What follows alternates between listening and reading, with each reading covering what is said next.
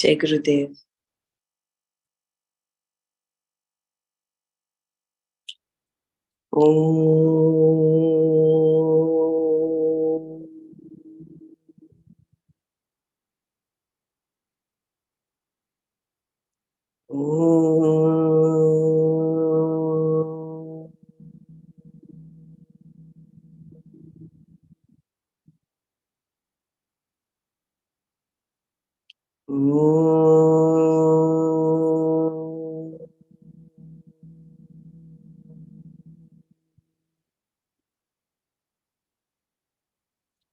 ॐ ब्रह्मानन्दं परमसुखदं केवलं ज्ञानमूर्तिं द्वन्द्वातीतं गगनसदृशं तत्त्वमस्यादिलक्ष्यम् एकं नित्यं विमलमचलं सर्वधी साक्षिभूतं भावातीतं त्रिगुणरहितं सद्गुरुं तं नमामि। श्रुतिस्मृतिपुराणानाम् आलयं करुणालयं नमामि भगवत्पादं शङ्करं लोकशङ्करं शङ्करं शङ्कराचार्यं केशवं बादरायणं सूत्रभाष्यकृतौ वन्दे भगवन्तौ पुनः पुनः। सदाशिवसमारम्भां शङ्कराचार्यमध्यमाम् अस्मदाचार्यपर्यन्तां वन्दे गुरुपरम्पराम् वन्दे गुरुपरम्पराम्। ॐ सहना भवतु सहनौ भुनक्तु सह वीर्यङ्करवावहै तेजस्विनावधीतमस्तु मा विद्विषावहै। ॐ शान्ति शान्ति शान्तिः। नारायणं नमस्कृत्य नरं चैव नरोत्तमं देवीं सरस्वतीं व्यासं ततो जयमुदीरयेत्। ॐ श्रीकृष्ण परमात्मने नमः। अथ Shrimad Bhagavad Gita नवमोऽध्यायः। राजविद्या राजगुह्ययोगः।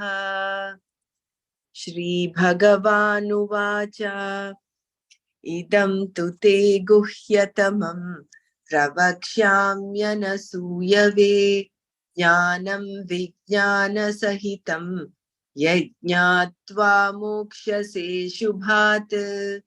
राजविद्या राजगुह्यं पवित्रमिदमुत्तमं प्रत्यक्षावगमं धर्म्यं सुसुखं कर्तुमव्ययम्।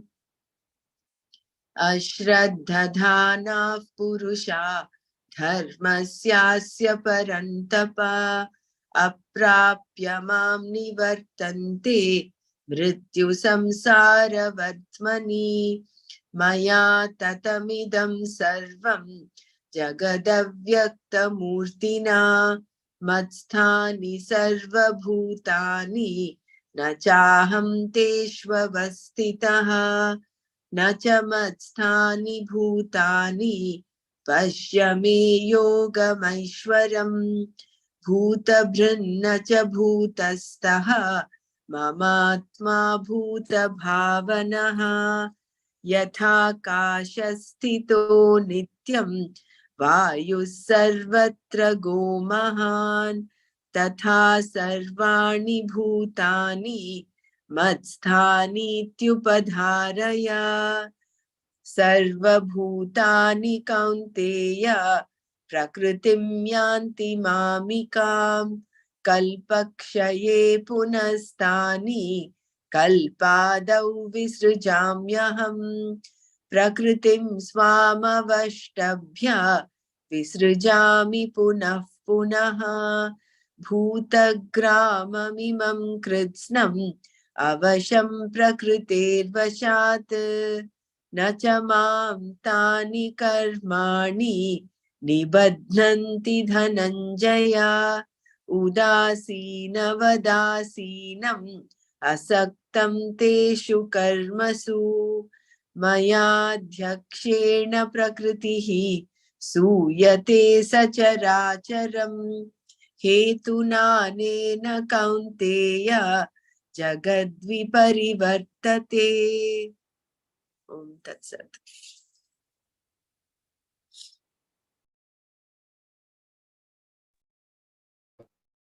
We have seen yesterday the fourth verse. I will just repeat the fourth verse and then go to the fifth verse.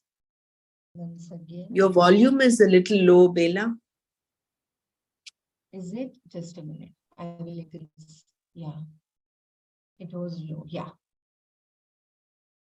So we had seen yesterday verse 4. I will just read and we will browse through the text and we will go to the verse 5. Maya tatamidam sarvam jagadyaktamurtina matsthani sarva bhutani nachaham teshvavasthitah. This entire world is pervaded by me, whose form cannot be objectified. All beings have their being in me, and I am not based in them. Maya jagadavyakta murtina tatam idam sarvam. Matsthani sarva bhutani. Existence is not an attribute. Does the Lord have Adhara, Adheya connection with the world?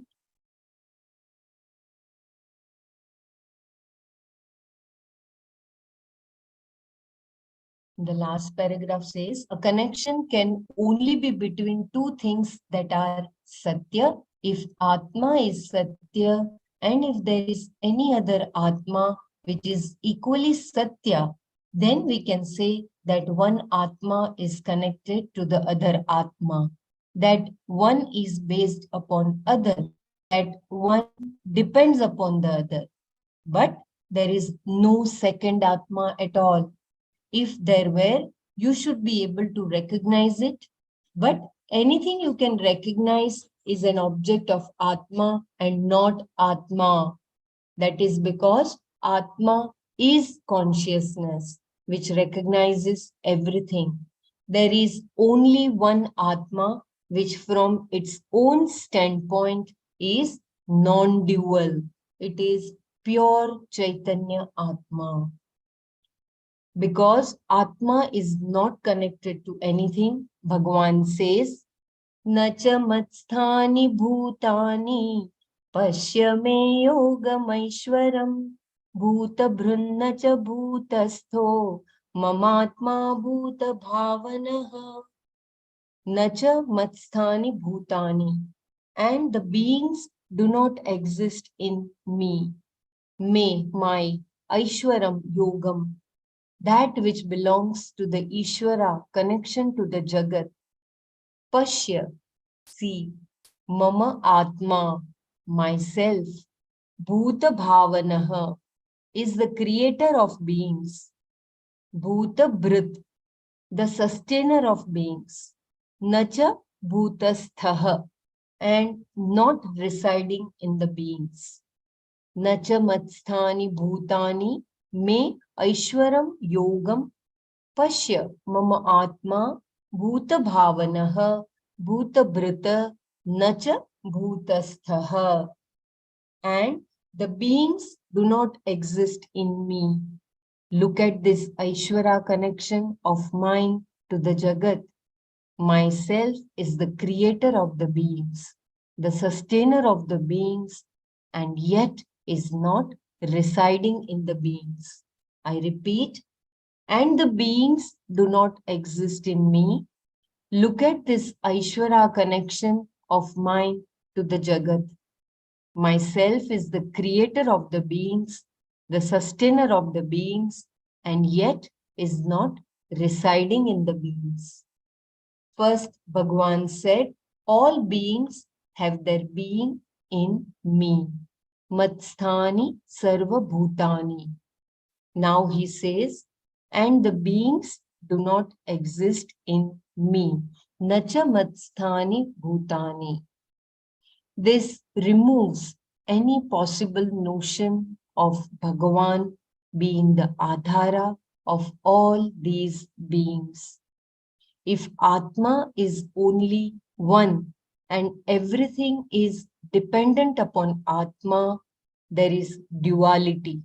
And Bhagavan would be a huge samsari, because a samsari, after all, is someone with a number of dependents.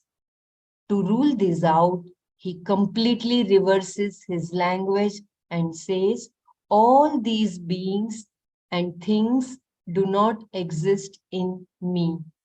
It is like the clay saying, the pot exists in me.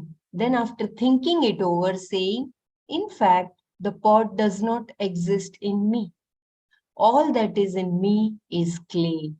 I exist in my own right and do not depend upon the pot. There, clay is Satya.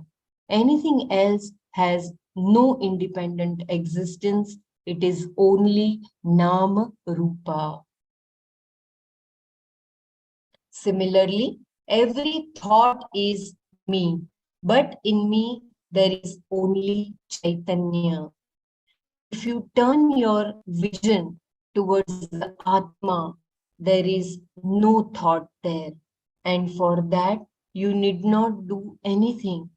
When one thought has gone and another is yet to come, what obtains is consciousness, the Atma, independent of a thought, independent of the whole Jagat.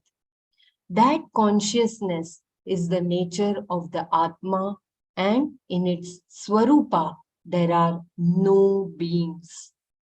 Having said this, he says something more to make it clear that there is no contradiction in what he has just said.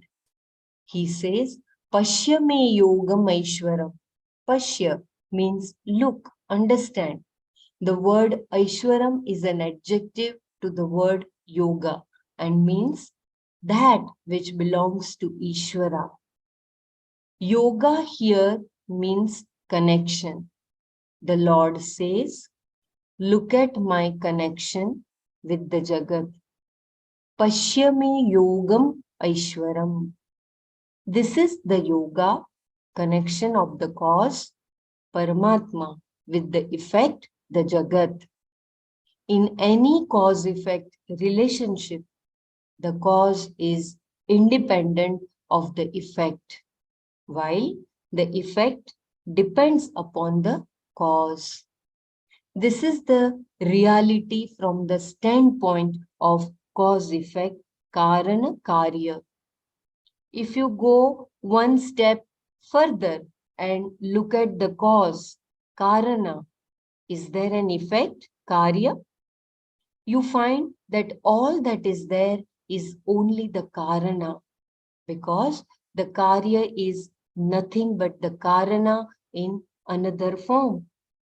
Therefore, the Lord says that the entire Jagat is nothing but Himself. The cause of the entire Jagat is Ishvara, and therefore it is all Ishvara's glory. Therefore, he says, Pashya me yogam Aishwaram.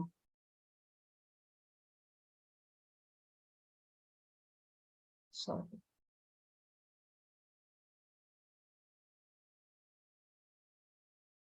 I'm sorry, just a minute.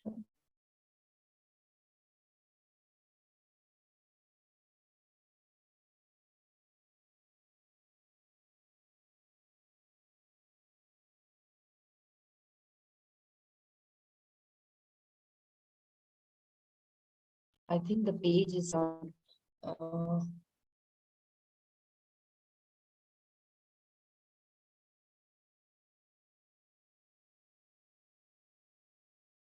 uh, sorry, extremely sorry.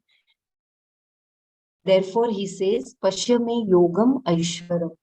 If this is the nature of the Atma, then along with Bhagwan, you can say the same thing. Along with Krishna, Arjuna can also say, Maya tatamidam sarvam. All this is pervaded by me, because he understands that the Atma pervades everything and there is no second Atma available. In the Atma alone, all the beings exist, and at the same time, the Atma is free from all beings. Because this is the nature of the Atma, anybody who understands this can say, Pashyame yogam aishwaram. Look at my connection, my glories. All paradoxes are beliefs. Atma is the cause of everything, and the recognition that takes place about this Jagat is that Jagat is also I. But when the beings do not exist, what do I have to talk about? All I see is Brahman. There is no Jagat here. Nacha matsthani bhutani. There is no connection between the Atma and the Jagat, because there is no second thing belonging to the same order of reality to get connected. This is the wonder, Ashcharya, and that is why he says, Pashyami Yogam Aishwaram. And it is a wonder from another standpoint too, which Bhagavan expresses in this paradox. He says, Mama Atma Bhuta Brita Nacha Bhutasthaha. Myself is Bhuta Brita, but not Bhutasthaha. Brita means one who sustains or upholds. Bhuta Brita is one who sustains all the beings, Bhutas. Atma sustains all the beings by giving existence, Satta, to all of them. Like clay sustains the pot, Atma sustains the Jagat. At the same time, it is not located in the Bhutas, Nacha Bhutastaha. That is, it is not limited by any of the Bhutas. When the Lord says he is the Bhuta Brita, he is not engaged in this very big task of sustaining the world. That is why Lord Vishnu is portrayed as lying down. Shayanah Sarvam Bibharati. Lying down, he sustains everything, just as Atma Chaitanya sustains your thought without getting involved in any manner. The meaning is, there is no connection, Sangha, in any manner. Further, he is not located in the Bhutas. Since it has no form, the Atma cannot be Bhutastha, residing in the Bhutas. That is why he says, all the Bhutas are located in me, whereas I am not located in the Bhutas. I am Asanga. Why does Bhagavan say, Mama Atma? Bhagavan says, Mama Atma Bhutabrita Nacha Bhutasthaha. This word Mama is in genitive case, which usually indicates a connection. So Shankara says here that it is purely in keeping with the common understanding. People look upon the body as themselves, and therefore Mama Atma means the Atma belonging to the body. The problem in modern Vedanta is that they superimpose the Ahankara upon the Atma, not knowing the Swarupa of the Atma. Then they will say, you must realize the self, the Atma of yourself, which is other than the self that obtains now. This self is subject to samsara, etc. But there is a real self that you should realize. You first create two selves, then remain two. The truth is that the one who has to realize the self is the self to be realized. There is no other self besides the one self that exists right now. The ahankara that claims to be the self is born of error, and we are correcting this error by removing ignorance about the self-evident Atma. So there is no division. This must be very clear. The mention Mama Atma is purely from the standpoint of the superimposition. If you superimpose the body, mind, sense complex on the Atma, Atma becomes as good as the body, and you get the conclusion, I am a human being. On the I, the body, mind, senses are superimposed, and thereby you get one Atma who is a samsari, who has to realize the real Atma. Thus, there is no Mama Atma, there is only one Atma. Thus, when Krishna says Mama Atma, two entities, I and mine, there are no two entities here. His Swarupa is Sat Chit Ananda, and that alone is there. There is no other Krishna other than that Atma. Mama Atma, which is Sat Chit Ananda Atma, is Bhuta Bhavana. By mere thought, with the help of Maya, the Atma creates everything. Mama Gurudev Atma. Bela, sorry. Can you just go back one paragraph from where he talks of the Ahankara, the self, and then in the middle there was a little break, so just continue from that. Yeah, why does Bhagavan say Mama Atma? You can start from that. Why does Bhagavan say Mama Atma? And can you just read it a little slowly? Okay. I'm sorry, is it going too far? Okay, sure. Yeah. You want me to repeat the previous paragraph as well, or I will repeat from the page beginning. When the Lord says he is the Bhuta Brita, he is not engaged in this very big task of sustaining the world. That is why Lord Vishnu is portrayed as lying down. Shayana Sarvam Vibharati. Lying down, he sustains everything just as Atma Chaitanya sustains your thought without getting in any manner. The meaning is there is no connection, Sangha, in any manner. Further, he is not located in the Bhutas. Since it has no form, the Atma cannot be Bhutastha, residing in the Bhutas.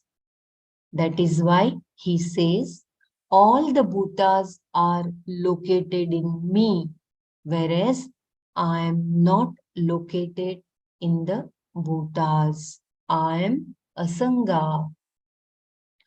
Why does Bhagavan say Mama Atma? Bhagavan says, Mama Atma Bhuta Brita Nacha Bhutastha. This word Mama is in genitive case, which usually indicates a connection.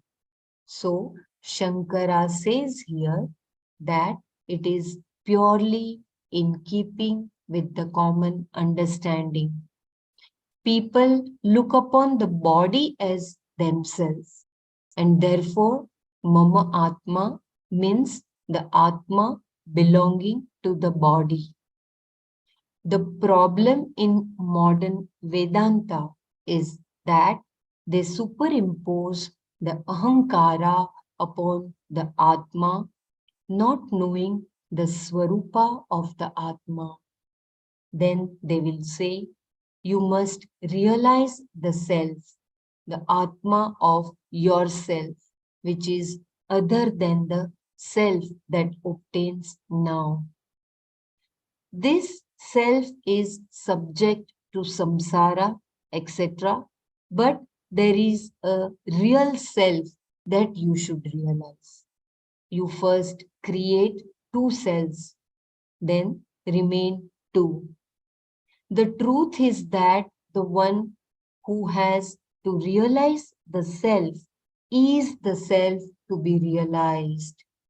There is no other self besides the one self that exists right now. The ahankara that claims to be the self is born of error, and we are correcting this error by removing ignorance about the self-evident Atma.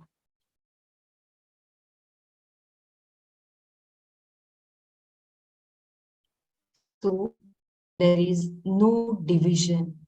This must be very clear. The mention Mama Atma is purely from the standpoint of the superimposition. If you superimpose the body, mind, sense complex on the Atma becomes as good as the body. And you get the conclusion, I am a human being. On the I, the body, mind, senses are superimposed, and thereby you get one Atma who is a samsari, who has to now realize the real Atma. Thus, there is no Mama Atma. There is only one Atma. Thus, when Krishna says Mama Atma, two entities, I and mine, there are no two entities here. His Swarupa is Sat Chit Ananda, and that alone is there. There is no other Krishna other than that Atma. Mama Atma, which is Sat Chit Ananda Atma, is Bhuta Bhavana. By a mere thought, with the help of Maya, the Atma creates everything. Mama Atma makes the whole order of creation evolve and provides it with the sustenance to grow. I repeat, Mama Atma, which is Sat Chit Ananda Atma, is Bhuta Bhavana. By a mere thought, with the help of Maya, the Atma creates everything. Mama Atma makes the whole order of creation evolve and provides it with the sustenance to grow. It is not an agent appointed by any one to take care of the world like a house sitter. It is not that one Bhagwan created the world and then asked the Atma to take care of it. It is not that some Atma would sustain it but have no Sangha because it is not his house. Here, in conjunction with Bhuta Bhavana, Atma should be understood as Sat Chit Ananda Atma. Sat Chit Ananda Atma through its own Maya, creates everything. And because all the bhutas are mithya, the Lord can say, I am the sustainer of all beings, bhuta brita, and I do not reside in the beings, nacha aham bhutasthaha. I repeat, there is a breaking of voice. Sat Chit Ananda Atma, through its own Maya, creates everything. And because all the bhutas are mithya, the Lord can say, I am the sustainer of all beings, bhuta brita, and I do not reside in the beings, nacha aham bhutasthaha. And again, that is the reason he can say, Matsthani sarva bhutani. All the beings have their being in me. And in the same breath, he can also say, Nacha Matsthani bhutani.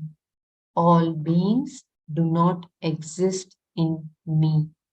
This is because they are all mithya. These two verses completely destroy the concepts of duality and creation. The entire creation becomes purely figurative and upachara. I hope my pronunciation is correct. The entire creation becomes purely figurative and upachara. Upachara.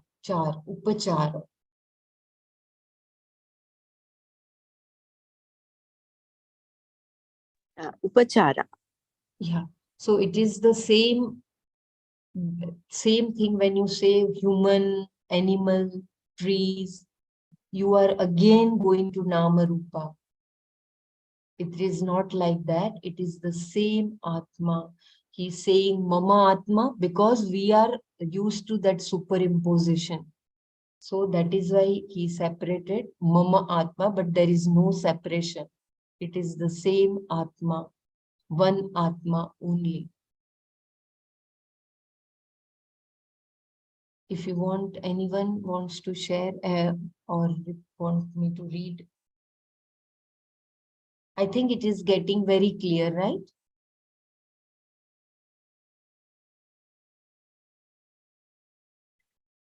Then what is created? When you say there is nothing in me, nacha matsthani bhutani, there is only Atma. You are not accountable at all for what you created, like a person who dreamt and woke up. I repeat, then what is created? When you say there is nothing in me, nacha matsthani bhutani, there is only Atma. You are not accountable at all for what you created, like a person who dreamt and woke up. If you ask him what he did, he will say that he created a whole world just out of his own thoughts. And if you ask him if that world was separate from him, he will say, all of them were in me.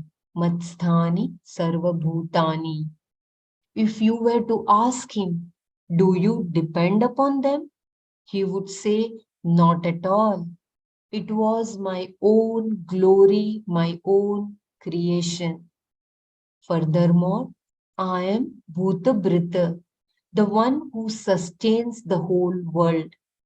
And again, if you were to ask him who created the world, he would say, myself, my Atma created the entire dream world.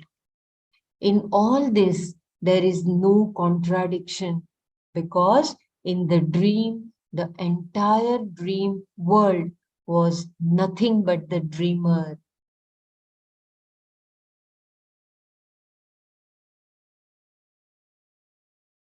Similarly, Bhagavan says that he creates everything, he sustains everything.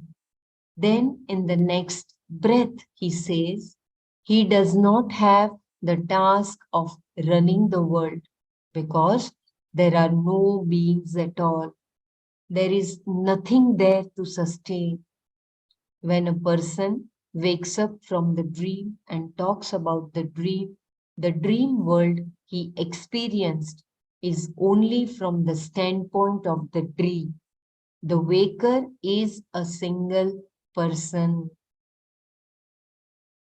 You have to account for a world that is created and sustained, etc., only when the world is accepted by you as an independent entity. Only then can you ask who created the world. The Lord would say, I created this world. The next question is, who sustains the world? The answer would be, I sustain this world.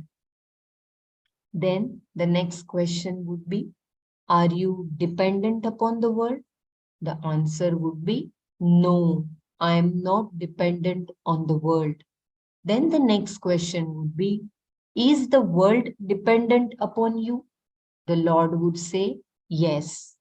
Naturally, it looks as though he has a great task of sustaining this world. But if you ask him about it, he will ask, what task? This is because in reality, there is no world other than Ishvara. All that is here is Ishvara alone. Krishna is everywhere or nowhere. He is in no particular place, but the entire Jagat is pervaded by him. That is why he said, this is my glory, which is to be understood. Pashya me yogam maishwaram. With these two verses, Satya and Mithya are very clearly established. There is nothing more than me. I am the maker of everything, the sustainer of everything, and I am the one who dissolves everything. In fact, in me, there is no world at all. And all that is here in the form of this world is nothing other than me. This Bhagavan can say, and anyone who understands the Swarupa of Bhagavan as the Swarupa of oneself can also say the same.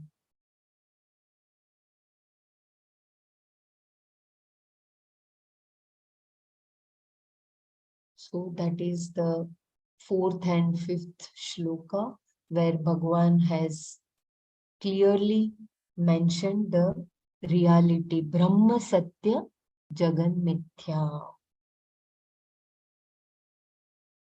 And whatever the whole creation, whatever we say is nothing, but whatever we see, perceive through our sense is nothing but the Ishvara. If you want me to read any paragraph, once again, do let me know before we go to the next verse.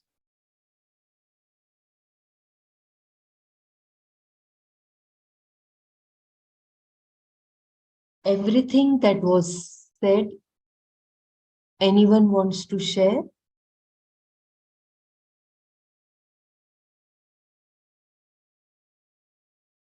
Everything that was said in these two verses is now illustrated with an example in the next verse. Yet, So basically, yeah, sorry. Jai Gurudev. So basically, in verse 5, he's denouncing all that he has said in verse 4. He says, he's bringing in the aspect of Advaita when he says, Bhuta Brinna cha Bhutastaha mamatma bhuta bhavanaha and pashyame yogam aishwaram. The fact that there is only one, it's just like that waker is there.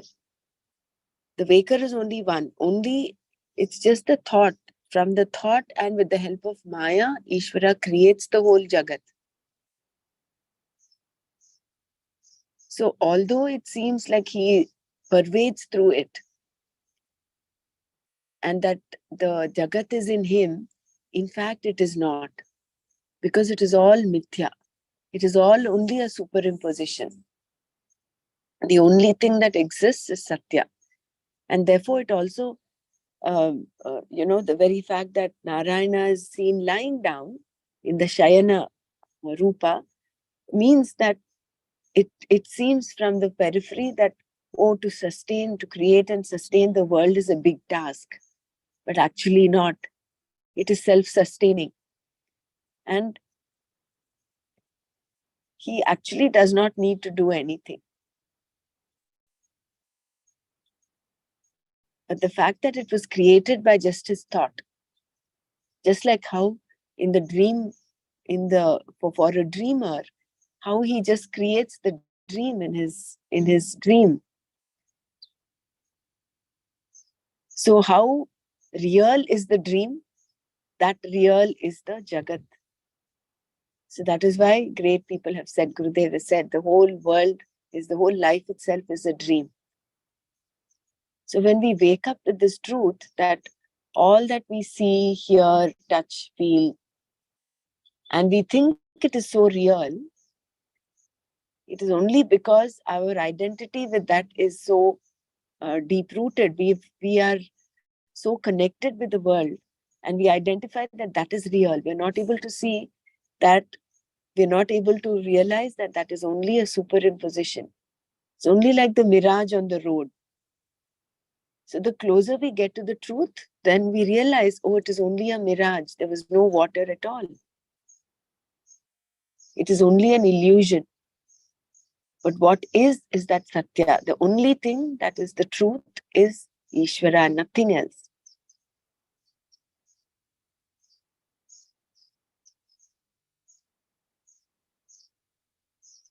So beautiful. I just had just now it got clarified, like about the material, what we had. I had little confusion in the previous chapter, I think, in the material. Like what the objects, what we perceive in the dream, the material for them is not the same as what we see in our when we are awake. It is the same Chaitanya material, right? So that is also such a big revelation by Bhagavan here. In the dream, if I perceive uh, some table, that is not the wood, right? That is out of my Chaitanya only. That is the material of that table in my dream. Is Correct. not the wood. So here I had a little confusion before when we, I think in chapter 3 about the material he said, no? Mm. So That here is it is clarified that it is just the created one out of your Chaitanya only. It is correct. not the material. So I'm not that material also, he said. No, it is just the self only. Yeah, when you talk of the cause and the effect, Hmm. the effect is the Jagat. And if it is you're talking of the dream is your effect. But who is the Yeah. cause? The cause is only one. So Hmm. so you can consider him the material, but when the cause itself, when the effect itself is an illusion, then there is no real significance of a cause, because the cause is independent of the illusion. The illusion is dependent upon the cause. So for that, in that respect, yes, you say this is a material cause, Hmm. but actually speaking, there is no cause, because there is Correct. no cause and effect. The Hmm. cause factor will come in only when there are two, when there is cause and effect. When there is Dvaita, you think, okay, what is the Adhara? What is the substratum? But when you're negating the mithya completely, there is no significance of even saying cause, material, and all that, because Karya that is the Karana. only thing. Yeah, the karya karana significance will fizzle out. In fact, these two verses, I think, are the pinnacle of Advaita. Yes, He they are has the just taken basis. us to the height of Advaita, wherein even this, the material cause, the efficient cause, intelligent cause, all that he's completely kind of dissolving into just one, Ishvara. Yeah. It clarified so many things about the Vyavaharik Satya and Paramarthik Satya. Yeah. It is so very beautifully. So these two verses, it's good that we repeat it twice. It is Correct. getting into, it is revealing so well.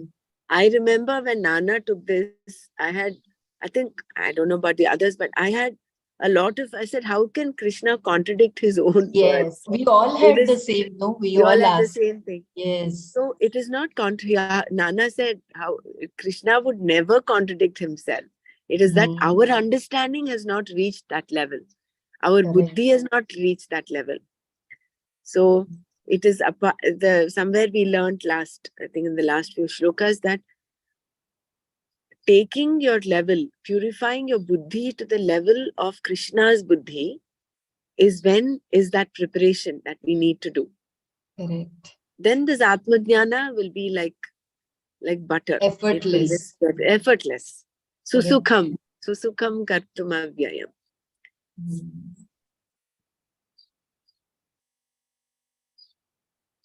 So beautiful. It is real wonder. Wow. That is why yoga maishwaram. Pashyame yoga maishwaram. And how silly it is, no? When we look at ourselves and how we live retrospect. I'm certain all of us are in a better state right now. When we paid so much of attention and got so affected by what people said, what happened, events, it seems so superfluous. Correct. And we thought that was the whole world. And we reeled in and out of that. So if we were to live from this broader perspective, that I am that Tattvamasi, or Aham Brahmasmi, it brings a total shift to how we deal with our own self, our people around.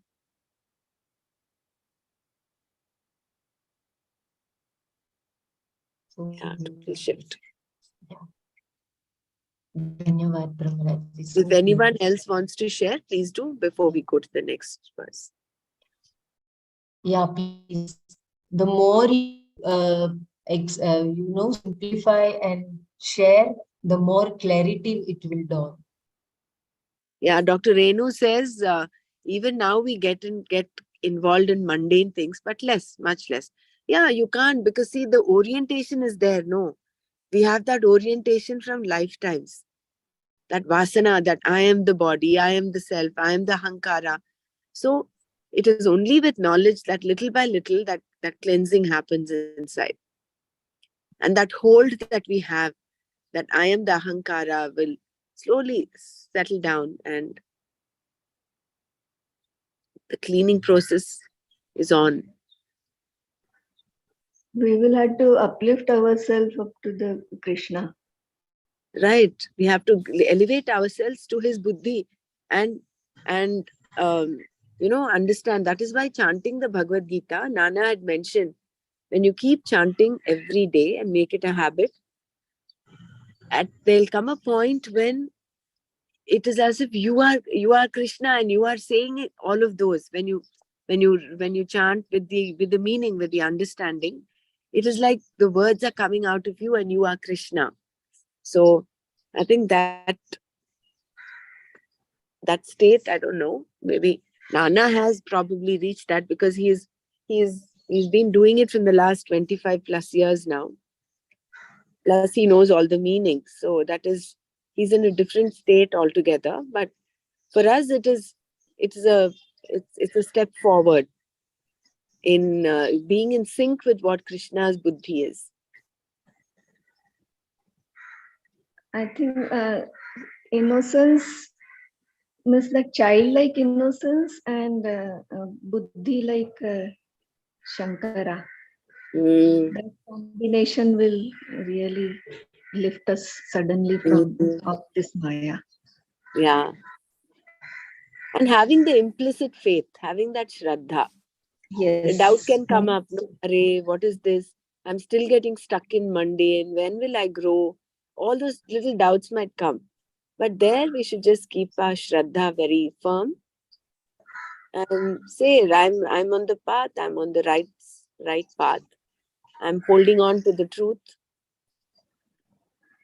It will take me forward.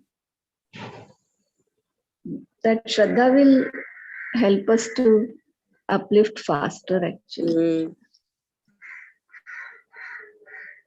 I am not good is the worst thing we can do to ourselves. It is like you're tearing up your own application form. If you're saying, I am not good, oh, I'm still the same. Correct.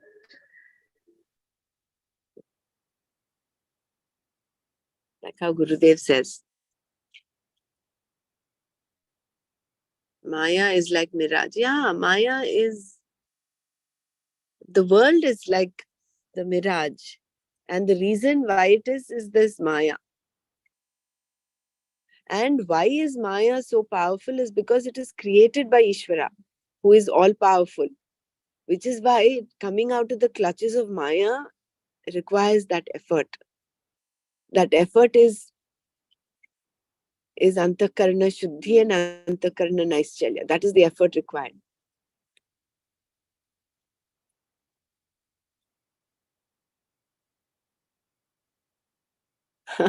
I was just thinking, instead of praying to XYZ gods, I think we should pray to Maya. Hey Maya, please remove your veil over me. She's like the magician, no? Yeah, Like the Maya. Nanaji had told, no, when we had asked, no, that time Nanaji said the same thing, that we should pray to that Shakti just to loosen her To grip. her grip. Isn't it? The grip Correct. is so strong. Mm. We should pray. That is why I think the Shakti path, see, there's so much of meaning, we don't understand it. We just think it is just praying to the Devi. But Devi is the representative, she represents Prakriti, the creative power of the divine, of Ishvara. So I suppose when you're praying to her, you're actually asking her to let go of the hold that she has on you. Ya Devi Sarvabhuteshu Buddhirupen Sita Namastas. In that, all the things are there, no? Kshuda, Correct. Kshanti, and also Bhakti. even Krodha is there. Yeah. All of that Everything is inclusive. is included. It's like complete. All opposites are included. Mhm. And even all the stotras, they are like when you see the attributes and all they are all nama rupa, where again she is praised, Yeah. But there And is in Lalita Sahasranam, there is also this Nama Rupa Varjita. There is one shloka which says Nama Rupa Varjita, which is also bringing you back to the essence of what Ishvara is. It's just Asti Bhati Preeti and not Nama Rupa. Wow.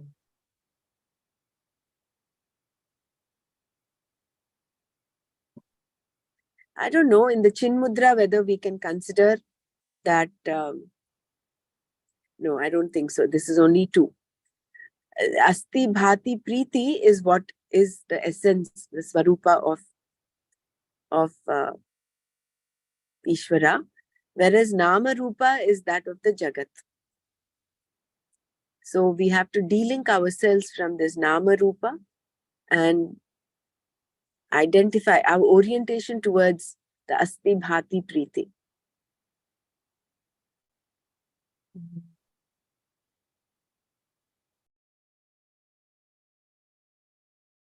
I think in Chin Mudra, one of our advanced course teachers only had explained Brahmaraji. I mean, it was long before. Chin Mudra is like when we are uniting two fingers. It is like Ishwar and Atma and the three gunas, the three fingers. Yeah, and the index finger is the Ahankara. The Ahankara bends down. It goes down and it touches the thumb, which is the eye, which is the big eye. And those three fingers can be all the three, any of those three. It could be the three gunas. It could be the three kalas, anything. All those three. We have all different trees there. And we learned this Chinmudra in the Gita Dhyana, where in one of the verses, the beginning verses, Krishna is seen sitting there in the chariot with his Chinmudra. And there it is very beautifully explained what the significance of this Chinmudra is. Yeah, thank you for reminding this. So beautiful. It can be, the three fingers can be Stula Sukshma Karana Shariras. They can be the three gunas, Sattva Rajas Tamo Guna. Three kalas it can be. And the three states that we are in, layers of consciousness. So many of these three, you can identify with these three. But the index finger and the chin and the thumb is like Ishvara, and the self, the Jiva and the Atma. Jiva and Paramatma are coming together in the Chin Mudra, and that is the total, that is the Purna. When they come together, they form a beautiful circle, which is the Purna. And the Purna Mantra. Can you Yes. repeat? Thumb is the Tam is Paramatma or Ishvara or and index Brahma. Index finger is the Jivatma, the Ahankara, or the Jivatma, the basically the Ahankara.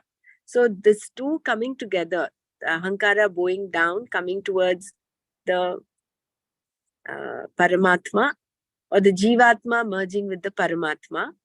If you consider the Jivatma as the Ahankara there, then it merges. That is the Aham Brahmasmi.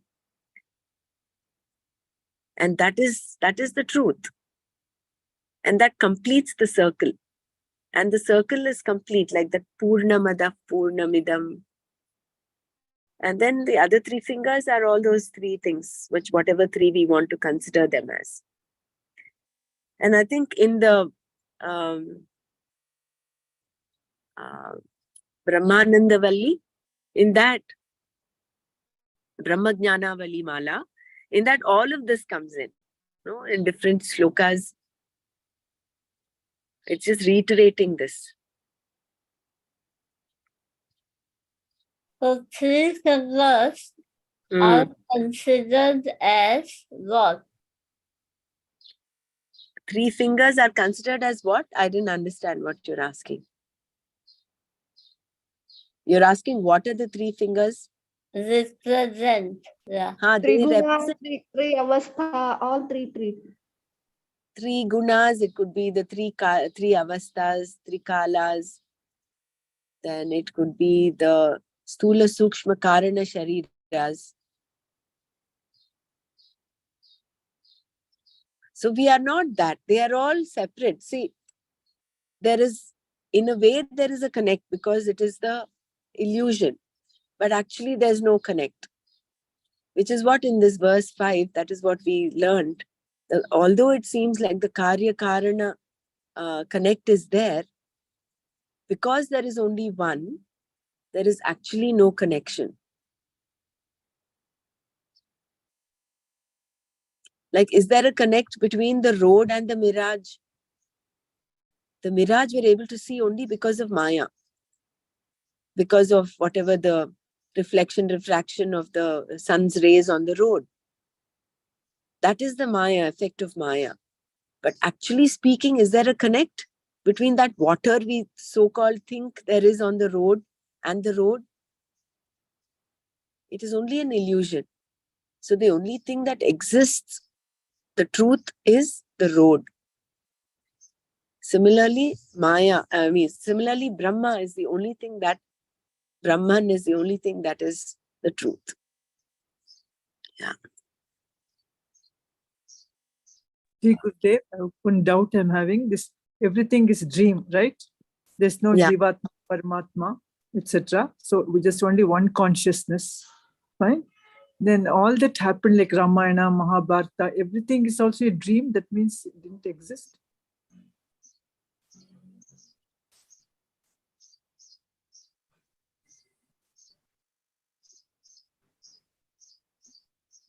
I think all that is also a dream. It is all part of the Jagat.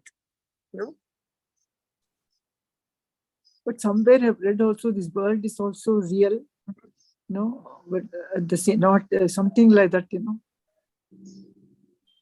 Yeah, It's but not- it's a very nice question. Maybe you can hold it. By the way, Nana said he'll come next Friday, coming Friday, not today's Friday, the next Friday. So Maltiji, please Okay. note this question down, and Okay. or you can mention it in the WhatsApp group. Let's just start I- enlisting all our questions. We had a Okay. lot of questions in chapter 8, chapter 7 and 8. We had a lot of queries. So if you can all put it down, then it'll be meaningful. Yes. We can get all our doubts clarified. Yes, yes. Thank you. See, because why Ramayana and all is also an illusion is because, see, Krishna, he himself says, no, it is not the Krishna with the flute, Krishna with the peacock feather.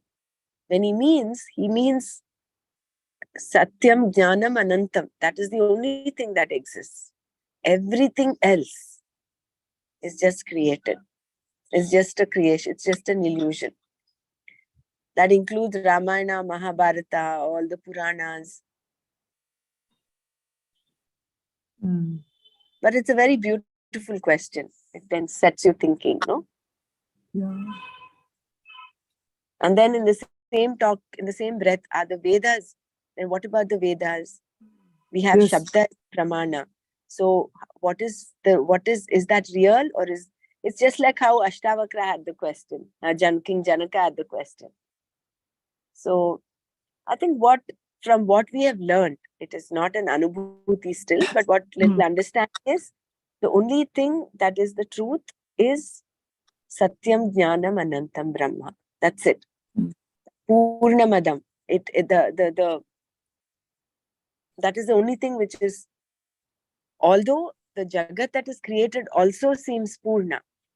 It also seems real, isn't it? That is why we have the Purna mantra. Purnamadah Purnamidam Purnat Purnamudachyate Purnasya Purnamadaya Purnameva Vashishyate. So everything is in its own time, it seems real. That is the effect of Maya. That is the effect of Jagat.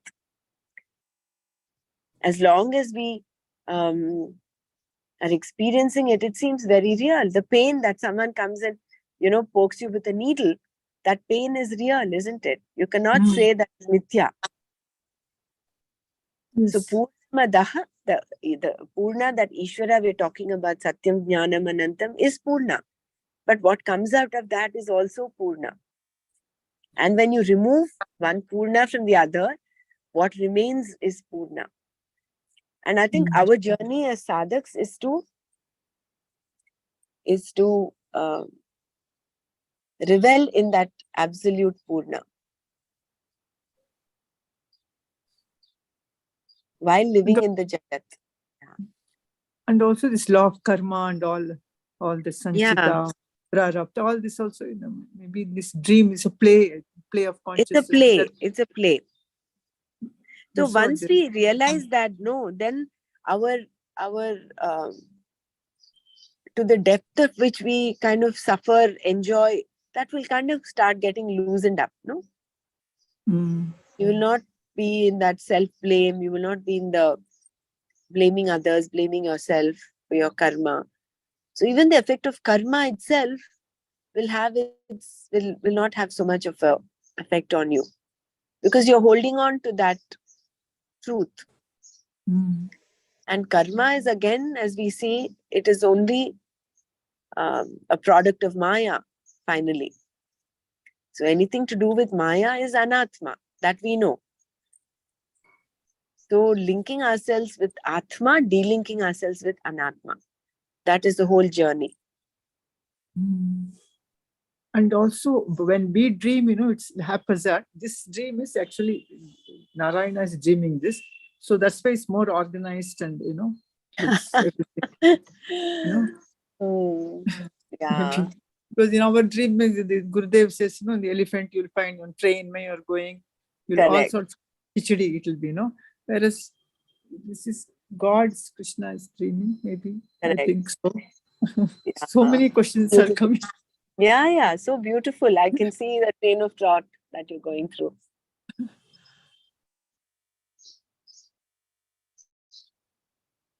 Cycle, the creation is actually self-sustaining. It, my understanding of the Mandala Vatika has helped me understand the basis and how creation has happened. So he uses very simple tools, techniques too. It's just like an equation, a very simple equation that you go on and on, adding the numbers, and it is self-sustaining. And it happens. So therefore, Narayana is nicely lying down, having a nice time, having a siesta.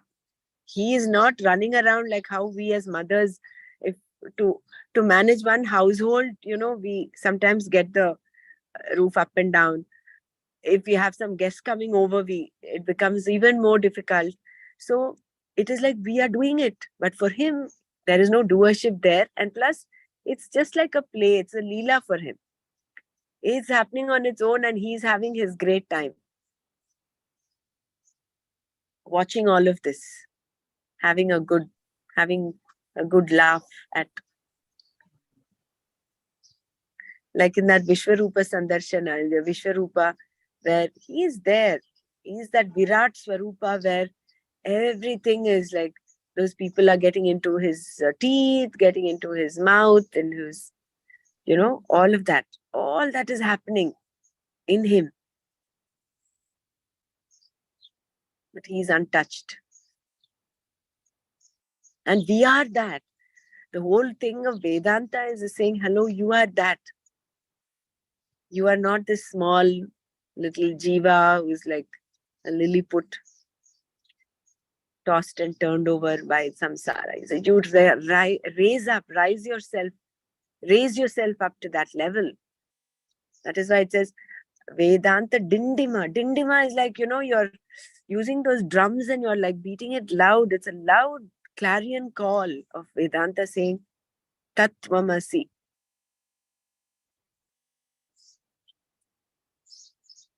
Yeah.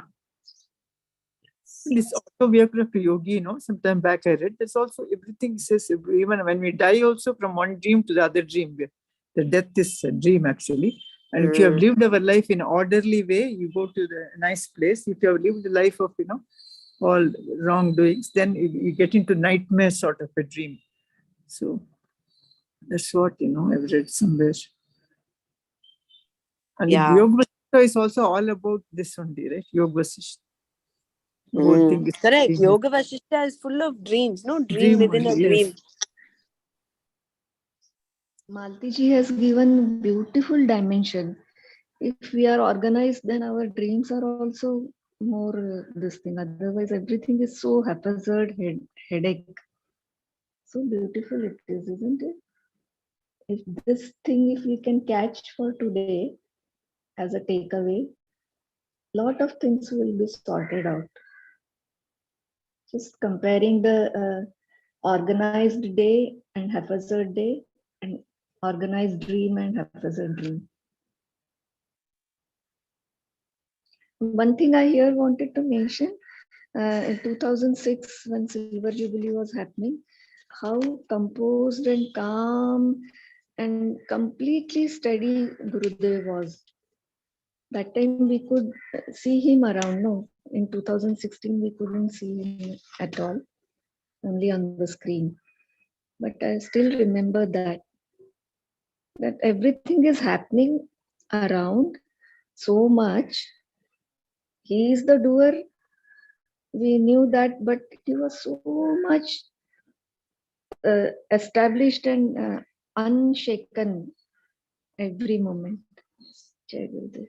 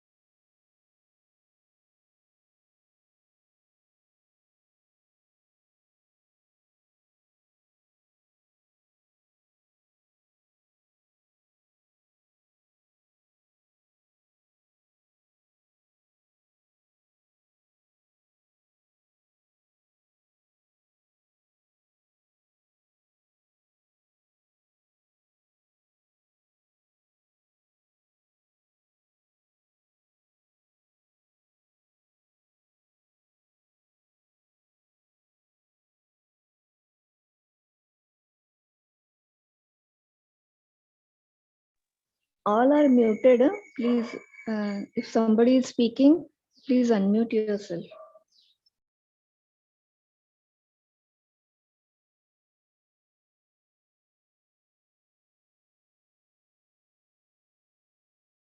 Yeah, if anyone wants to add anything, please do. Otherwise, we'll spend about another 10, 15 minutes on chapter 6.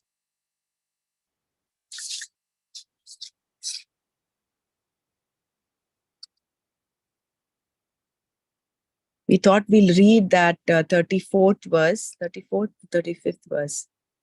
That Arjuna's question, Chanchalatvat, Sthitim Stiram.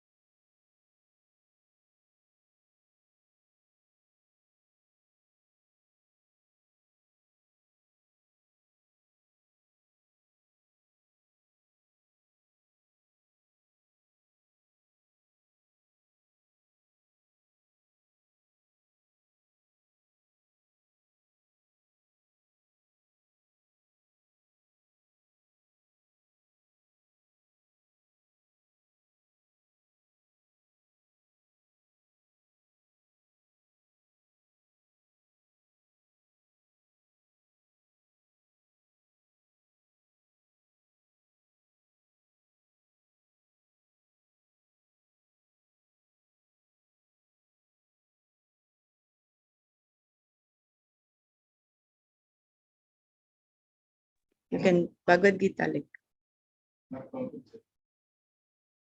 You're all able to see the screen?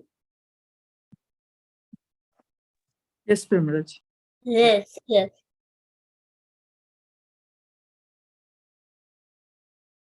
Chanchalam himana Krishna Ramadhi balavadridam Tasyaham nigraham manye Vayoriva sudushkaram.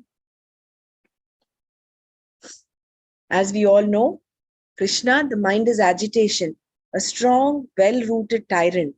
I think of it as impossible to control as the wind. Using a rather long compound, Shankara defines Krishna here as Bhaktajana Papadi Dosha Akarshana, one who removes Akarshati, all the limitations, dosha, such as sins, etc., Papadi, of people who are his devotees, Bhaktajanas. This then is why the Lord is called Krishna in the Gita. I think it is worth, we've said this also before, it's worth memorizing this definition of Krishna. Bhaktajana Papadi Dosha Akarshanaha. And I think one of these days, let us all decide and have a little quiz of all that we've done so far, especially the Times, the Times document that we went through, so that all that we have learned actually remains within us. No? So let's have a quiz sometime. Huh? I'll leave it open. We can all suggest when you want to have. Each one can bring up 2 or 3 questions as we're reading this, and we can collect a question bank, and then we can have a quiz. Yeah. Coming back here. So, Bhaktajana Papadi Dosha Akarshanaha, one who removes Akarshati, all the limitations, dosha, such as sins, etc. Papadi, of people who are his devotees, Bhaktajanas. This then is why the Lord is called Krishna in the Gita. The words Pramadhi, Balavat and Dridha are attributes of the mind that Arjuna talks about. Not only is the mind Chanchala, it is also a tyrant, Pramadhi, that which shakes one up. To say that the mind is agitated is not enough. In fact, the mind is agitation. The mind has the capacity to bring one's senses, body, reason, everything under its control. It just takes charge of everything. One's reason does not seem to have any say over this mind. For instance, no one volitionally wants to become sad, but one is sad. No one wants to be angry, but one is angry. Emotions like sorrow and anger are all conditions of the mind and seem to have a hold over the person. One's culture, upbringing, status, and knowledge do not seem to have any say when one is angry.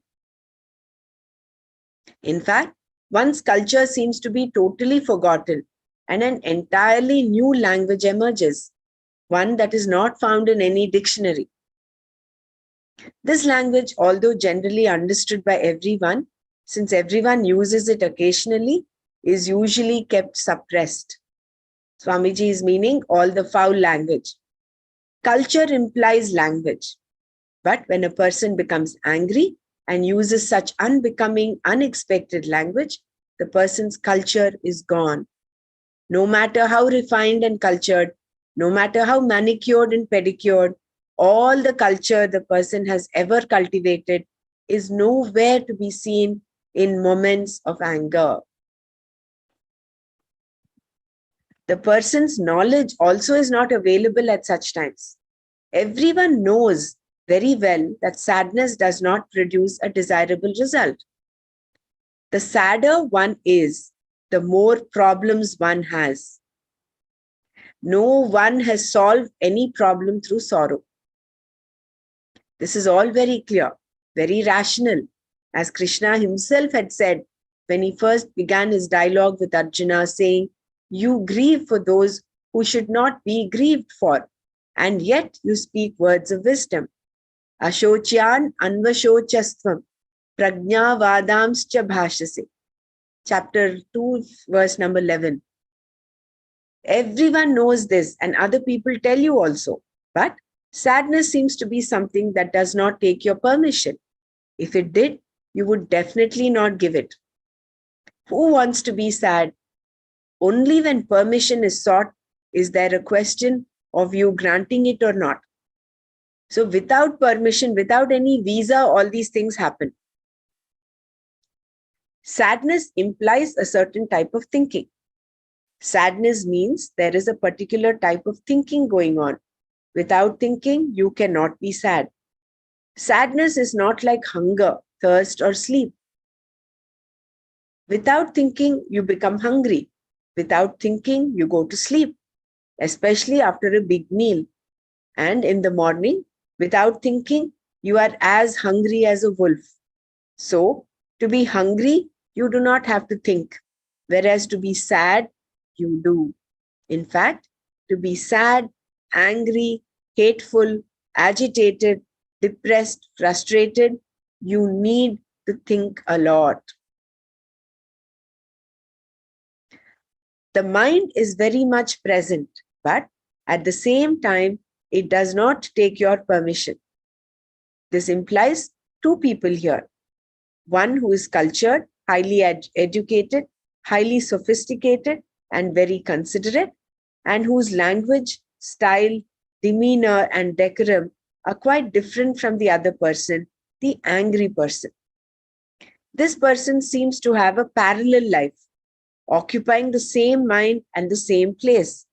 But this person seems to have his or her own roots and definitely seems to be in charge. And when this person takes charge, everything is gone. This is what is called pramathin here, a tyrant that can disturb and take control of the body, mind, senses, everything. Just 1 second.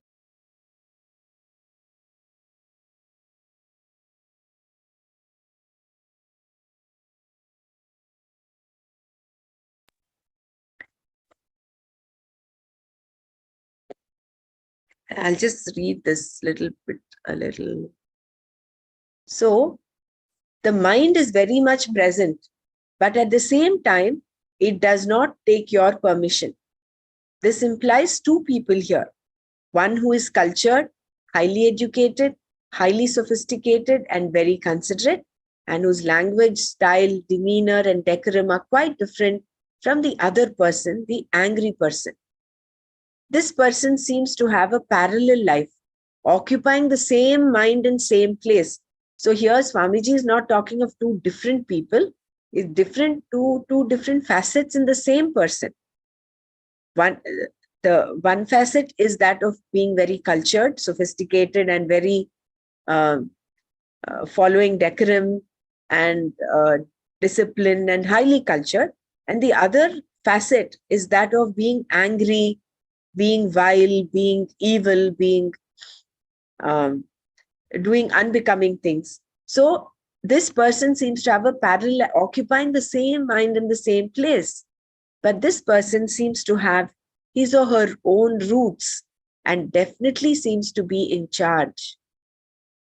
So this pramathin, the one that puts you on the facet of being angry, sad, evil, all that pramathin, that tyrant, that can disturb and take control of the body, mind, senses, everything. So it's up to us to whom in our facet are we giving control of? Is it the cultured person or the uncultured person? One may ask now, if it takes charge like this, why not take control of it with some other greater force? After all, if someone wants to control you, you can also control that person. All you require is to reinforce yourself properly with enough weapons, enough strength. Then you can regain control. But this kind of reinforcement does not work here. Whatever strength I manage to muster for myself to control this pramathin is not adequate. The other always seems to be stronger. It controls me and it is strong, balavat. Its hold is so strong that I cannot wrench myself away from its control. I cannot even wriggle out of it, nor can anyone else get out from under it either. How beautifully Swamiji has explained the nature of this mind, this pramathin. So Arjuna describes the mind as dhrida here, meaning that it keeps one under its control, just like the silk that winds around the worm, keeping it inside the cocoon until it grows adequately to come out. Dhrida also can be translated as well-rooted. This mind has its own roots that seem to be so deep that nothing is strong enough to uproot it. Storms generally uproot things, but this mind cannot be uprooted by any storm. No amount of brainstorming can do it. So what are the features of the mind? Not only is it pramathin, it's a tyrant. Balavat, it is strong, and it's drida. It is like the silk that winds around the worm. It keeps it contained inside. Well rooted. Drida is well rooted. So the mind has now, where are the roots? So therefore, it cannot be uprooted by any stronger force. You cannot just fight it with a stronger force, because no matter how much you fight it, it seems stronger than what you're doing. The mind has its roots in childhood. The mind has its roots in childhood and has picked up all kinds of problems from childhood onwards. As a child, one's perceptions are limited, and to those perceptions, others are added along the way. Thus, there is a certain core personality with a lot of added embellishments. Together, they seem to be a person, someone who is altogether different, whom we call the mind, the psychological mind. It is this psychological mind, the emotional mind, that Arjuna is talking about here. The mind that is drida, the well-rooted mind that controls everything. To control such a mind, Arjuna says, is something he considers to be very difficult to do. Tasyaham nigraham manye sudushkaram. Dushkara means difficult, and sudushkara means very difficult. Arjuna compares any attempt to control the mind with trying to catch the air in one's hand. Vayoriva sudushkaram. The air is not available for catching. Therefore, to control it is impossible. Even if he tries to trap the mind somewhere, like one can trap air, he cannot do it because the mind would always be outside of the trap he set for it. It would just look at him, teasing him almost. It's like trying to kill a housefly, Indian housefly. Indian houseflies are very, very intelligent. They escape your slaps, doesn't matter what you do. It is so similarly, of course, Vayoriva Sudushkaram. Arjuna uses such a beautiful example. It is so difficult to contain air. Is this not what happens? You think you have given the mind a job to do, like chanting a mantra. Come on, turbulent mind, chant. Okay? Then you think that the mind is doing it until you find that it is outside somewhere. The mind may have taken you so far away that you do not know how long you were there or remember what you were doing before. Somewhere the mind trips you and then takes you for a ride. It is so elusive that you cannot even set a trap for it. This is why the mind is compared to a monkey. So I think we will stop here. We'll just do a little bit of manana on this. Just let's close our eyes and reflect on all that we have heard and learned.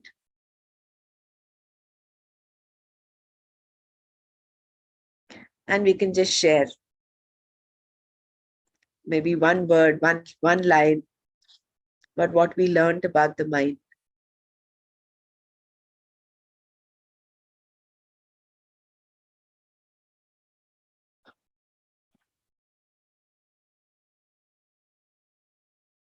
So Vayoriva Sudushkaram, it is as difficult to contain the mind like you're trying to trap air in your hands. And the other features are, it is Pramathin, it's a tyrant.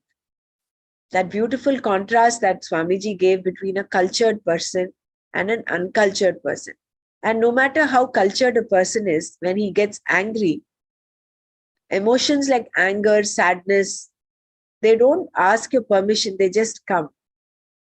But then they are born, they are there because of a way of thinking. And that is what Swamiji is going to address. In contrast, sensations of hunger, sleep, they are natural. They're not because of a kind of thinking. Even an amoeba gets hungry, therefore it eats. So this hunger and sleep is something that has been, it's intrinsic to the human, to not just human, to a living being. It does not require any thinking, doesn't require a mind. Whereas emotions are a result of a way of thinking. And this has its roots in childhood.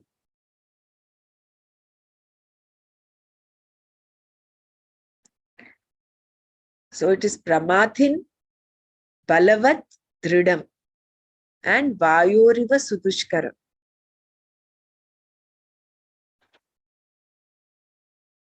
And therefore, you cannot use an extra force, a greater force, so to say, to control it. Like the example given for when you're chanting mantra, you say, okay, my mind is very agitated, let me chant mantra. And you start, before long, you will find that the mind has taken a flight outside somewhere. And you don't even know for how long. This is not denouncing the effect of the mantra. Of course, people who have chanted and who are chanting regularly and they have a certain amount of say over their mind, that's different. But for someone who's just a beginner, the mind will take its flight, right? So we'll see the stress need not be a factor of agitation tomorrow.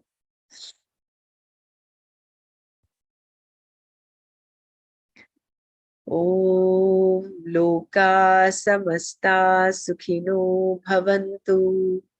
Om Shanti Shanti Shanti. Om Tat Sat Shri Krishna Arpanamastu. Jai Guru.